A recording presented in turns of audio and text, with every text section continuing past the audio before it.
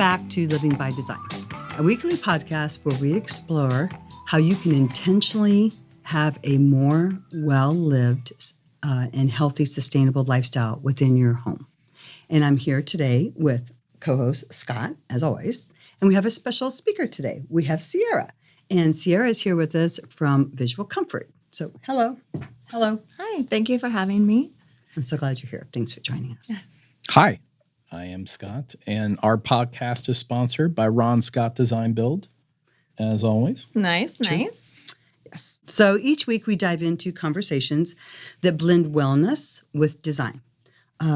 We use high-performance building materials, sustainability, and the power of design to elevate how you live in your home, especially for those of you who are considering your forever homes, where you're aging in style or, I love my home, prices going up, whatever economy.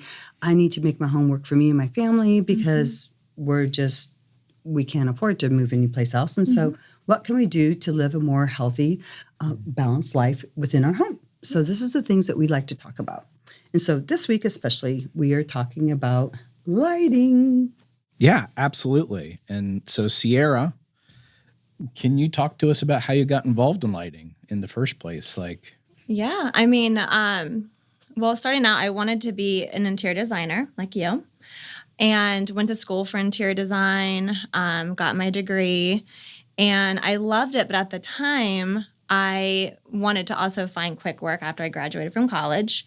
So I started working for a company, and I worked with designers on the selling end of things, more of like a vendor.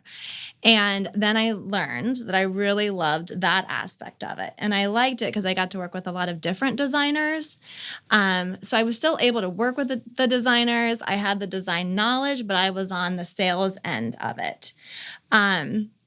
Then this opportunity came along with lighting, and I've always loved lighting. I love the glitz and the glam, and I would always walk homes and I would look at the lighting hanging down, like, look at that chandelier, look at that light, look at that, it's beautiful.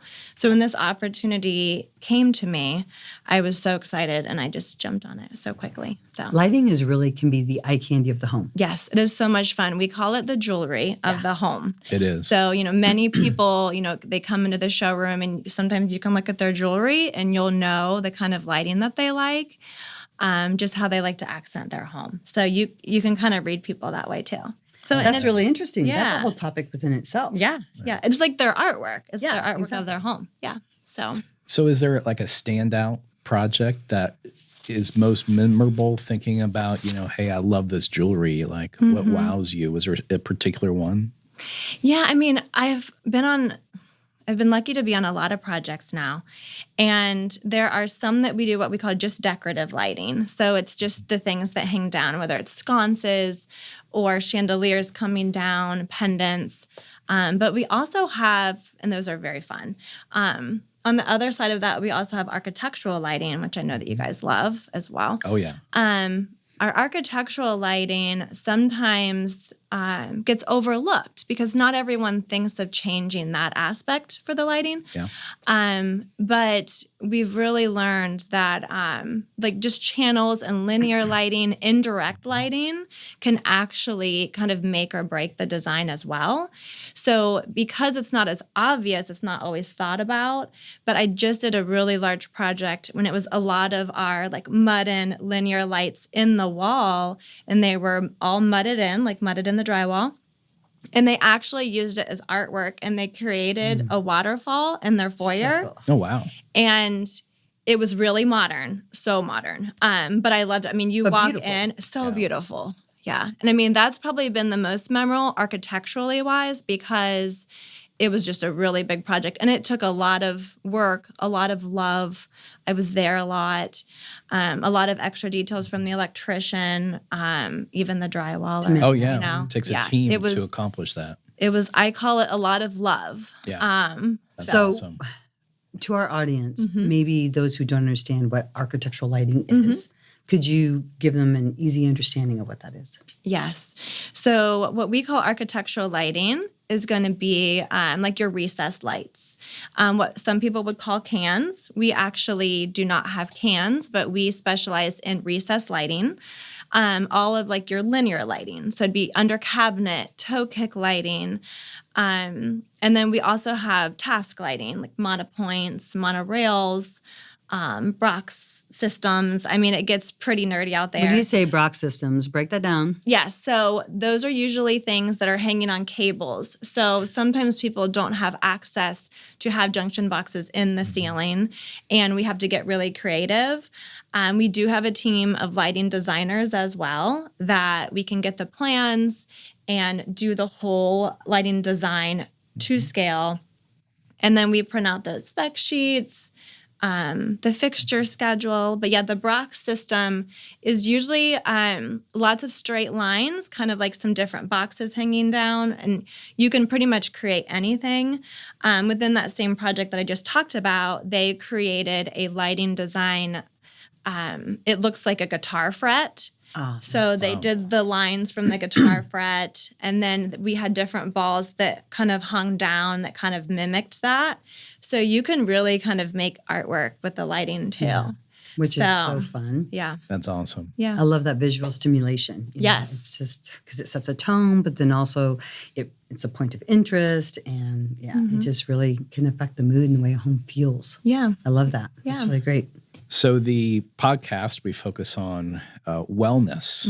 And, I think about the emotional connection to light. Yeah. And we talked about, layered lighting and things, but the actual hue of light, can you talk to us about how that affects the emotion or mood in a space? The mood of a space. Yeah, I mean, most definitely. That is a huge topic. Many people now are worried about their health and wellness. Even when you think about, people that used to tan all the time, everyone wants to be more natural and organic and feel better. And all part of that is the circadian rhythm that, we talk about all the time.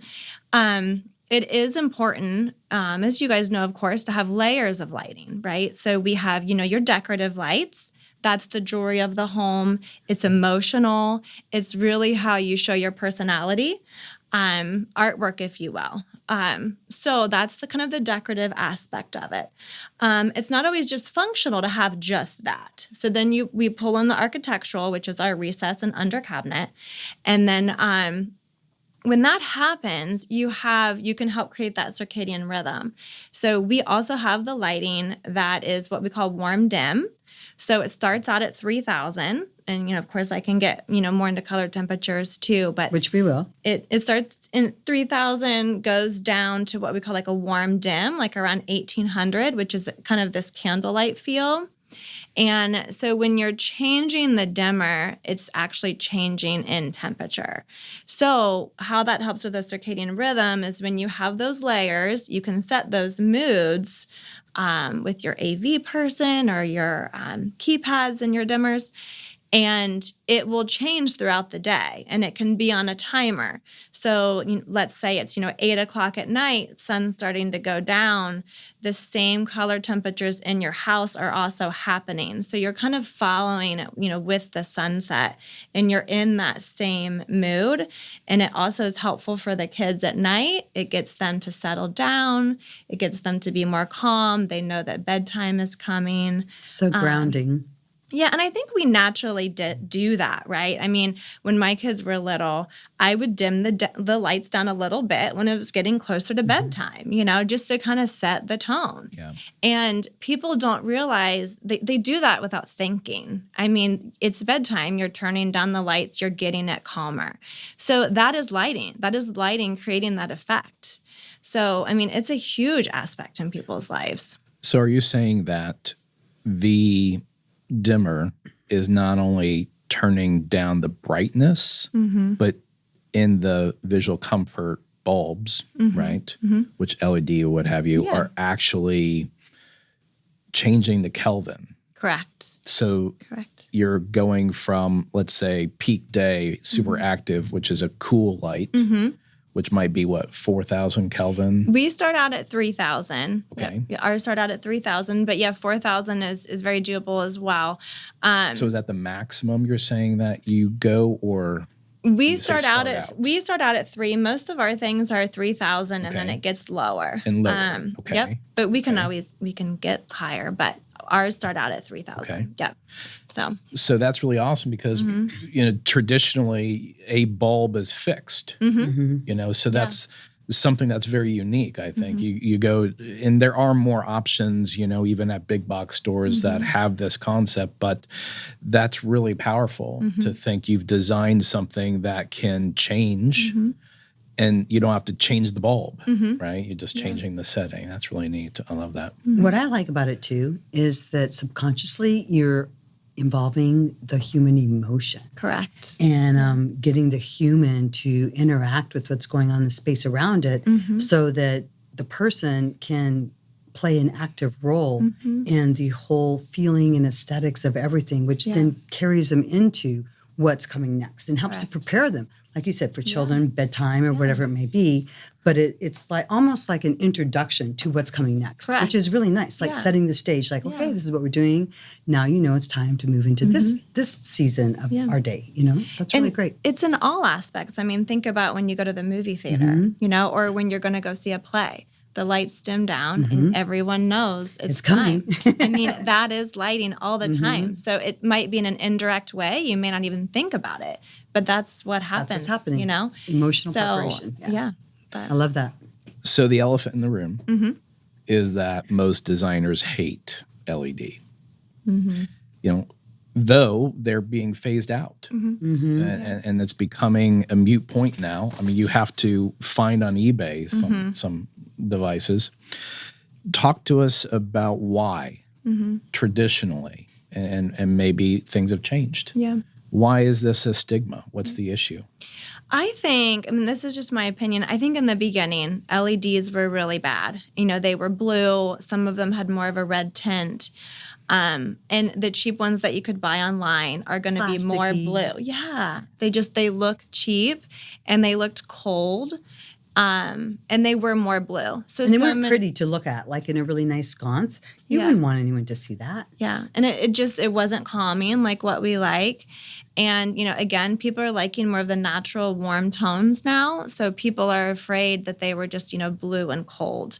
And unfortunately, sometimes the more economical, or what we'd say kind of the more cheaper the product, the LED, wouldn't look as good. And I would tell people, order in a sample, look at it first, see what you like. But also they're just not as efficient anymore. And they're becoming not as safe. The incandescents get hot, so they're not even approved anymore in closets. I mean, you guys know we can't use incandescent bulbs in closets. Yeah. There's code now. You can't have an open bulb because they're hot, So well, let's talk about that just for a second, if you don't mind. So the incandescents, they have a filament, a wiring that gets heated up. Yep. And that's the concern, is because it gets heated up to the point of then it illuminates according to however hot it is, right? And so that's the fire hazard. Yep. And versus like the old LED bulbs, what it did was basically it was just wiring that was just heating up, not even heating up, it was just passing light from one element to another that caused a light to be released, which was typically blue, like what you were talking about. Correct. And so the filament is what you're referring to getting heated up, those wirings. Correct. Which makes the glass hot. And, I remember being younger and trying to unscrew the bulb, and it burns your hand. Absolutely. Yeah. So especially people liking, linen shades, and they like those warm tones. I mean, they just can't have an open bulb anymore. Yeah, I've seen shades that literally have like amber from them being burned crisply over time. Yeah. That's crazy. But they're just not really efficient anymore either. Again, people are getting smarter. They're wanting to be cost effective, right? So they're also thinking about their energy bill. People care about energy. Choice. Yeah, people care about energy. So Absolutely. They are more efficient in that way.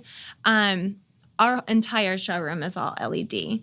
The only time that we have ever done incandescent is if someone was worried about maybe like emission levels, but that was kind of like a one-off. I think that's the only time that I've done anything with incandescent. But once they come into our showroom and they see the 2700 LED and they know that they're going to be more efficient, they're like, oh, okay, I'm good. It's just they're modern. They look beautiful. Yeah. They look like the incandescent bulbs. Correct.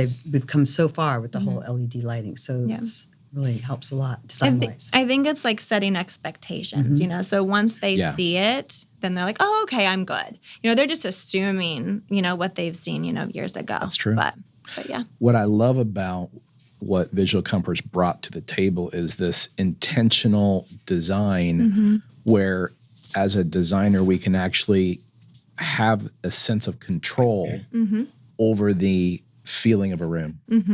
Before, you were really just, you had to design a room and it could only be one thing because of that fixed bulb. So that really brings a new elevation to the practice of design. Yeah. And I really love that a lot. That's really awesome. So one of the things is, even though these things are being phased out and now we're focused on all the LEDs and things like that, talk to us about how you with Visual Comfort can really help us in our design practice make good choices and how you go about supporting us in what we do. Yeah. So the number one thing I always talk about is how does your client, usually you guys are coming in with your client, or obviously your client really well, so you know what they need and love. It's really how do you live your life? Do you live a fast pace? Or how do you want to set things up in your space? We really, as far as our recessed lights are concerned, we want to know things like, do you have artwork that you need to display? Do you have a do you have a sculpture that you want to light up? Do you have a grand piano that you want to accent? What do you have in your home that you really want to showcase? And we want to know, where do you plan on reading? I ask some people, where do you spend a lot of your time? Where do you care that you have the most lighting? We really talk about, lumen output, and we really want to be able to calculate and make sure that the right amount of lighting is in the correct space. So obviously, some people worry that they want a lot of light in their bedroom. You don't need a lot of light in your bedroom. You're going to your bedroom to settle down and go to bed. You don't need to have that space blasted with light. So we don't have to focus on the highest lumen output in that space. However, in your kitchen, we are going to focus on lumen output. We want to make sure that you have the best light there. That's where you're cooking. That's where you're cleaning. We all know that we don't want to, be in the kitchen all night long and have it be dark, Bathrooms, you need a lot of lumen output. So I do talk about those things. And I also talk about, back to the warm dim. We have many people that are now wanting that warm dim in their bathroom. Maybe they want to create this sauna feel. People have theaters. We're going to do warm dim in there. We do a lot of bourbon rooms. People like warm dim in there just to kind of show off. I love that. Show off a little bit. Oh, yeah. It's usually like... And then also have like the proper lighting on the bourbon bottle. Yes, so you can yes. highlight like your favorite bourbon. Yeah, so we really just get to know everybody. And that's why we want to know, like, how do you live your life? There might be someone that say, I want a bourbon bar, or I entertain a lot. Someone that entertains a lot, we're going to be focusing on those things. Or we might have, mom that comes in and says, I live in the kitchen and I have 5 kids and I'm in the kitchen all the time. She's going to want to focus on her kitchen and make sure that she can be really functional in there. So I love that. Yeah. So if someone's doing their forever home and they don't have a designer, what might be, summarize some very pointed tips that you would make sure they incorporate in what they're doing? Obviously, go to your showroom. To start. Of course. So we have lighting designers that we can always work with, and they're on staff with Visual Comfort. We obviously are knowledgeable as well in the showroom, and me as an outside sales rep, we're all, really knowledgeable with that. We do ask them about other design elements of their home because, again, they don't have a designer. We really don't know their style. Yeah. So we want to know things like, have you chosen your plumbing? What's the finishes for your plumbing? Have you chosen your cabinet pulls in your kitchen? What is that finish? And we can really work together and make sure that the lighting that they choose all plays well together and balances out all of those elements as well for the finishes that they've already chosen. As far as recess is concerned, we have what we call a quiet ceiling. So we do not like the big cans that have a big glare. The wafers. Yeah. Yes, the Even wafers. if they're recessed, they're Yes. still now wafers. Yeah, right. Correct. Yeah. So, right. We don't love those because, again, we're more about a quiet ceiling, and they are pretty loud, and they have a glare to them. So that's another reason why we talk about how are you going to use your space. So we don't set up a grid pattern, but we can map out their house and show the placement of the lighting. If they have artwork, we'll make sure to have a light to adjust it on the artwork. I also will go out to their home and I will walk the home. I get dimensions, ceiling heights. I help them think about things like how low is the light going to hang. Sometimes people just see the light and they think it's beautiful, but we don't focus on the size. Right. So I make sure that we think about all of those things. If there's an electrician involved, and there typically is, I want to make sure to work with him and make sure that we're all on the same page with everything. But yeah, we can be helpful. It's usually easier when they have a designer because sometimes they get overwhelmed. I see how that would be quick. Yes, it's very overwhelming sometimes, but we kind of take it step by step, and then we help them through. We literally do like one room at a time with them. Yeah. That's So, the best way to work. Yeah. So I have a couple questions for you, kind of on the side here. So your personal opinion, how do you feel about color bathing? Color bathing. Yeah, color bathing with Oh my light. gosh, I want you to talk to me about the color bathing. I don't know if I've ever heard that term before. Okay. Well, there's sound bathing, and now there's color Yeah, bathing. there's always been color bathing, but yeah, I know. I've never heard of it. No one has ever said color bathing. Is it just like completely thinking about like light saturation? light Okay. of a specific hue. Okay. And because sometimes people need, depending upon what they're going through in life, they Mm-hmm. may need elements of a certain color. Like maybe they need more blue because they need have a lot of anxiety in their Got it. life or whatever Yes. else. And so you can actually, put in the different colored bulbs or lighting systems in your Mm-hmm. Correct. bathrooms. Okay. So that whether you're bathing in a tub or you're in your shower or whatever, then you can just bathe in that color and be Okay. color drenched with that color of light, which is Okay. really cool. And then you can also incorporate wearing those colors, so that you're actually picking up on the subtle vibrations or frequencies of those colors that will affect the way you feel because it's how we perceive color, right? Okay. So, yeah. I just haven't heard it in that term before, but I mean, makes sense. Yeah, I love that. I mean, yeah. Absolutely, that's super cool. We really focus on either 2,700 or 3,000 are the top two. Pretty much in the Columbus market, that's typically what people are going with. 2,700 is bright, but it's a little bit more warmer. It's a little bit more cozy, definitely more traditional. As we go into 3,000, it's still bright, but it gets a little bit colder. It starts getting, the higher the number, the colder it gets. So, for example, like a doctor's office, probably 4,000, 4,500. Some of them, like, a surgeon's area, maybe 5,000, So you can, but how that makes you feel, right? You go into a doctor's office and you feel completely different than if you're going into someone's residential home. Yeah, A doctor's office not is at kind of ease. cold. But you feel clean, right? Like you feel clean absolutely. Yeah. when you're at the doctor's office, Which In is the what they want you to exam do. which is what they want. But you yeah. don't want exactly. that 6,000 or 5,000 Yeah, you don't in wanna the waiting feel- room because your trepidation is like, oh my God. Yes. But we do a lot of 3,000 in bathrooms, because it's bright, it's good color, it's true color, and people are doing their makeup, most of the time. Closets, we do a lot of 3,000. But I also let people start selecting some fixtures. And if they're starting to go a little bit more traditional, like linen, things like that, they're typically going to lean closer to 2,700. Yeah. They want the warmth and the glow of that. And I will tell you that as far as, even what people's careers are, sometimes that will depend on what they choose. Like if I have an orthosurgeon that I'm working with, and he's in 5,000 all the time. Well, he wants 5,000 in his house. Yeah, 'cause but to that's him, all that, that's what that's he knows. He's attuned to. Yes, right? that's all that he knows is he walks in and sees kind of the 2,700 and he's like, ooh, this is really This warm. is But he's not right. used to it. Yeah. Yeah, because it's interesting because when he's you said he's a surgeon? Mm-hmm. Okay, so he's operating in his green zone, right? Where he's got his most energy part of the day, giving his best energy to whoever he's helping and serving. And so if he's tying that in his mind, that color of light with, what he's doing, then he's going to think at home, oh, I feel best when I'm doing this. Yes. Yeah.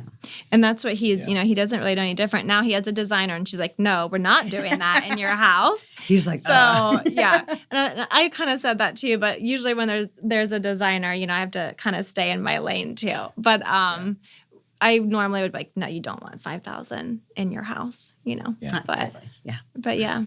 So yeah, my go-to tips for people that are doing something DIY, is definitely dimmers on everything. Correct. That is amazing advice. Your lighting at Visual Comfort is much purer and bright. A comparison side, because being on these remodel projects and seeing this existing old light compared to the new Visual Comfort, it is so night and day. So dimmers everything. Layered everywhere. Lighting is critical. Speaking of layered lighting, hold on. Yeah. How many lamps is too many lamps? Oh gosh, it would depend on who you would ask. I have a lot of designers that say, lamps everywhere. And I think the reason that they like lamps as well is, they're more portable. If you change your mind, you can put it somewhere else. It's not stuck there. Versus the chandeliers you hang. But that really, again, it helps with that layer, the reading, the, extra little task lamp, or maybe just the little lamp that's on when you come in the door. So just a way. Saying, hello, welcome home. Yeah. So just the smallest little thing. And maybe you don't want to be blasted with bright light when you walk in the door. Or it helps with the layer at nighttime. In our home, our lamps come on towards the night. Everything else turns off, and we kind of know, okay, it's that time because it's just kind of lower. It's more subdued. It's more calming. We have a lot of designers that just love lamps, and it's just an easy little, extra touch. Little touch. Yes. It's nice decor. Yes, it is nice. It is nice. And I love the whole dimmer advice, by the way. And that's also what helps create those moods. Yep. Right. So like if you don't have the dimmers, you're not going to be able to play with the different moods, where the more layers you have and when they're able to be dimmed, that's where, your indirect lighting or your linear lighting can get a little bit more subdued. Maybe your decorative turns up a little bit when you're entertaining. Maybe your bookshelves light up a little bit when you have guests come over. You wouldn't be able to create all of the different moods without the dimmers. It's true. So, Not all dimmers are the same. correct. And the new 0 to 10 dimmers require an additional wire, a low voltage wire. And often, unless you're doing a major remodel, you change a fixture, you may not have that wire. Right, exactly. Which does involve a professional to help you with that. But it's same kind of thing. If you're thinking, I'm going to get what Visual Comfort has at Home Depot, you're not going to. Correct. It's not the same quality, and it doesn't perform the same way. It really is worth so much more value. Because they're constructed you. completely differently. Completely. Absolutely. Yeah, I just had this conversation yesterday with an electrician. He saw the 0 to 10 wire there, and he kind of had a freak out moment. And I'm like, you don't have to use it. It's there in case you have that dimmer. Or if you wanted it for AV or something. But just don't use it, cap it off. And he's like, okay, because I didn't wire the house like that. And I'm like, I know you didn't. We talked about this. But they do have the capability to be done, but most people still, they like the simplicity of like a standard forward phase dimmer, and just a couple settings. They're good with a couple settings. Most don't want to get crazy into all the different moods, but just enough, just a couple. What are some mistakes you've seen or omissions? They're not always like, oh, that's wrong. Yeah. I think of one is people don't think about wayfinding. So the importance, the night light is a thing of the past. Without blasting a bright light in your eyes when you need to get intentional path lighting down a hallway to a bathroom to the toilet, right? I think is of great value, not just aging in style, but also for just everyday use. But can you think of things that people don't think about that might either be mistakes or omissions? Yeah, I mean, as far as like the pathway lighting, that is great.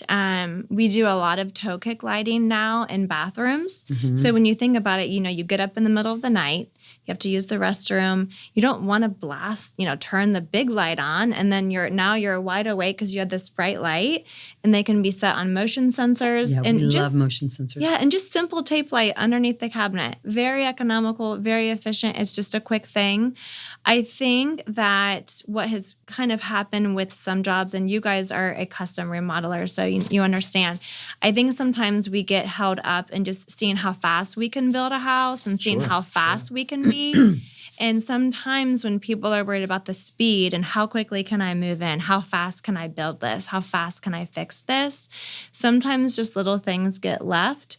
And then, later on they're like, oh, I wish I would have thought about that. And just like I said, the simplest toe kick or light up mirrors to add an extra little, add some depth. I love that. I love those backlit mirrors. Yes, Awesome.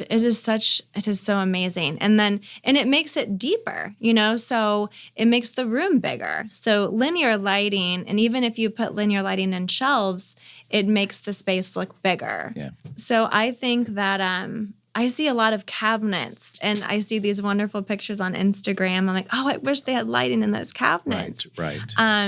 Because usually if people are displaying things on shelves, they're pieces that mean something to them. They've held on to them. They want to display them. What's their story? Yeah. Let's highlight their story. And if they're not lit up, they just kind of get lost on that shelf. Get lost, yeah. So, and it's the simplest thing, like I said, of just some linear lighting and shelving. That's probably the main thing that I think about. I also think about there's a lot of bourbon rooms that people are doing now and wine cellars.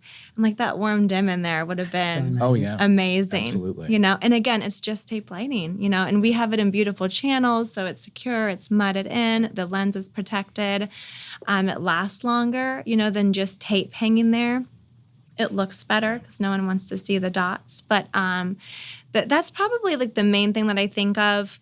I see a lot of artwork that gets lost on walls Need because to have those sconces. And, like library lamp lights. I love that. Yeah.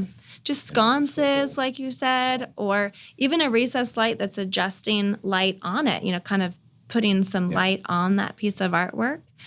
So one of the big mistakes I see, and I have to contend with even ourselves on projects, is scale and proportion. You have this giant 6-foot deep island and these tiny little pendants. Having the right scale of light is so important. And sometimes if you can't physically see it and it's just on the computer screen or it's in the catalog, really we often will mock it up even on cardboard to say, what is the real dimension I'm seeing from this specification? Because not all things are in the showroom. Yeah. And then, because you don't want to be surprised, you get this dinky little light or this giant globe and you're thinking, well, I planned this sconce right next to a mirror and now I can't even, it's inside the mirror. And so that's really important is considering the scale of things. Yeah, and that's why I always like to go on site too. And I will show them. I mean, some people, again, they just don't think about the size. And I mean, the newer trend with kitchen islands, I mean, I would say most people are doing 2 now and larger pieces, larger pendants and 2 of them instead of, rows of little ones.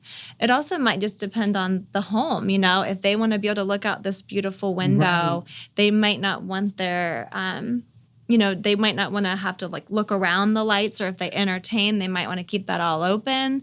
So those are all things to think about. I have seen designers hang beach balls for scale. I have been out to houses with yarn that I've had beads. I've strung beads on the yarn. We've done pencils. We've done pencils hanging from yarn. We do have templates too. So we have 2D templates that we mail out for people. So the main thing is sometimes we're deciding between a medium or a large. Maybe both of them would be good, but we just really need to know for sure before we place that order. So we can send those templates out and they ship out in 2 days. We hang them up and then that helps with decisions too. But Scott and I always like to begin our projects begin with the end in mind. And it sounds like that's your approach as well. Yeah. We just really try to be extra diligent so we can do it once, you know? I mean, and time is money, right? So, I mean, electricians are there and no one wants to pay for them to come back again, you know? So I would just rather be a little bit more due diligent in the front end and just save the time, you know? So. Wisdom. So if you in your house had a signature light Oh, gosh. that captured what your vibe is, describe it to us. What would it be like? Actually, I think my daughter gets this from me. I love our Collier, right? Our Collier is crystal, and it's the one that drapes. So it's the crystals that drape in the front window. It's not in my budget, but I love it. It's so versatile, and I think that it's glammy and it's different. Not everyone likes to see the same lights all the time. But it's just breathtaking to look at. And then when the alabaster, I mean, people think about like a spa feel. I mean, it's just beautiful. Yeah. So I think it's the light that everybody wants. And they're like, I just can't get that in my budget. Very few people can get it. Yeah. I've done a few of them, but not that many. Not in everyday budget. You'll have to send us a link and we'll put it in the show notes. Yes, I will. That's right. Yes, I can do that. That's a good idea. So a few questions as we are wrapping up today. Okay. What is the most intriguing place you have ever been on vacation or travel or would like to go to? Don't overthink it. These are just quick, fun. Off the top of your head. It can be kind of hard. I get that. I would love to go everywhere. I would love to travel. Like Greece, like Sicily, right? I mean, that whole area I would love to go to. But really, whenever we have the chance to go on vacation, I was thinking about a beach first. Okay. Yeah. You know, The it's like beach. Nice. chill. Yes. Yeah. I just always want to go to a beach. Yeah. I like that. But yeah, I mean, we've been to the Bahamas. That was beautiful. We like to just experience, how the town lives. How the culture of the people. Yeah, That's culture. what I like too. And I mean, so we really don't get stuck on a resort. We typically get an Airbnb so we can really kind of dive into the culture, and it's experience so what much they fun. feel. That's usually a non-kid trip, right? But usually with the kids, it's more of a resort because it's easy because we just wake up and go to the pool and everyone can eat whatever they want all day and everyone's happy. But yeah, I think I would love to go to Greece, Athens, that whole area. A lot of different. Which part of Greece? Because there's some really beautiful and differing parts of Greece. Like Athens is different than Santorini, and Correct. so where would you want to go? I mean, I think I'd be happy in any of them. Okay. I mean, I think Santorini would be beautiful, but I think I would be fine with any of them probably. Nice. So How about you? Oh, my favorite place is the beach. yeah, The beach. Absolutely. Yeah. I love it. yeah. Little something of everything. Well, I think my personal place of intrigue. I mean, I love to travel. I would love to live my life by travel, and I would love to work from a beach, which would be idealistic, But I wouldn't be working if I was. True. Okay.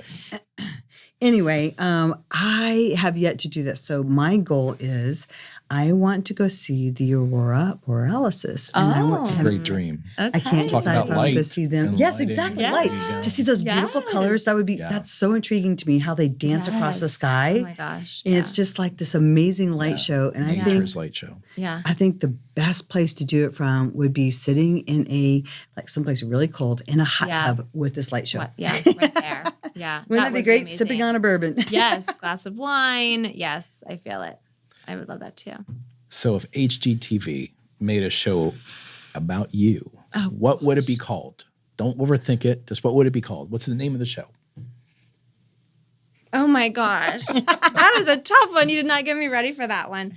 Oh gosh, what would everyone say? I mean, I don't know. What would you guys think? I couldn't even say. For you? I don't know. Crazy Busy Life. I mean, that's not a fun name, but No, but it's intriguing. it's our life right now. Crazy Busy Life. We do say many times that we should have a show because we're just running around all the time, as many people do. I mean, with kids, just everybody constantly, does, kids in sports, running around, working full time, balancing all the things, So But maybe people would love to see that because they're like, oh, crazy busy life. I have a crazy busy life. I wonder what her crazy busy life is all about. Is it worse than mine or better than mine? Yeah. Oh, I'm living her life. Okay, Yeah, we're normal. exactly. Or vice versa. Everything's normal. I want to pull my hair out. It's okay. I know. I talked to some of my girlfriends. I'm like, I'm just now starting dinner and it's 8:00. It's like dinner. And they're like, us too, and just sports, I think. And I do allow my kids to be in whatever sports they want. So sometimes that gets us into a bit of a grind, but just gotta know those neighbors that can help carpool, So, right? I mean, it doesn't sound fun, but I guess that's like the first thing that I think of. So, okay. So, what about you? What would yours be called? That's a good one. I know it's hard. I'll get back to you on that one. Oh, I'm not a Jeopardy player. I know. It's hard because it's a vulnerable question. That's for sure. Yeah. I think mine would be living on the edge. Yeah. Living on the edge of whatever's in front of me. Yeah. Trying to push the boundaries and go take it to the next level and explore what's there. Mm-hmm. So, I don't know. I'm like living in the moment. You're a very living in the moment person too. Yeah, I like to have a lot of fun. Yeah. So, if your job site radio was stuck on your favorite song and it would only play this song forever, what would it be? I don't know if I can say it. I mean, oh gosh, the young person in me. I mean, I have those days when I'm like, dancing, singing in the car, and it's music that my children should not hear. The days of being in college, like going to the club, dancing. Sometimes it's people would not expect it. Like, there's Lil Wayne.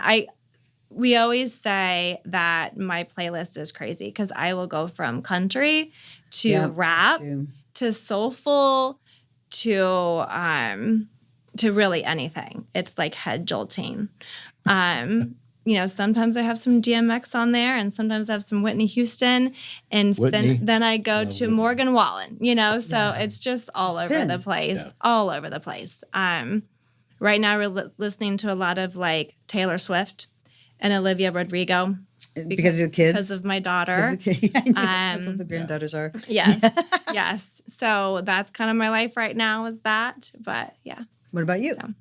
It would be U2. No Line on the Horizon. Yeah. Old school there. Love Bono. Mm-hmm. Mine would be Fleetwood Mac Dreams. Okay. Yeah. But I'm all over the board. We like to listen to country, EDM, old school rap. I mean, we're like all over the board. Yeah. And I love some good dubstep. So Yes. But okay, great. So that's it for today. Unless you have anything else you want to ask or add. And do you have anything you want to add before we wrap this up? I think I'm good. I mean, I appreciate you guys having me. It's been fun. I was a little nervous at first, but you did great. We're so grateful that you came on. Thank you for your time. Yes, it's really wonderful. We really appreciate it. We'd love to have you back again sometime. Thank you. And talk about some other aspects. Sure. Okay, cool. Yep, it was fun. So if you're feeling inspired to bring more wellness into your home, please leave a comment, reach out to us, hit like, and follow us. We would love to hear more about your thoughts, what you have to say, or any questions you have to have. So send us your questions. Yeah, I love those questions. So until next time, keep living by design and not by default. Not by default. Love it. Love it.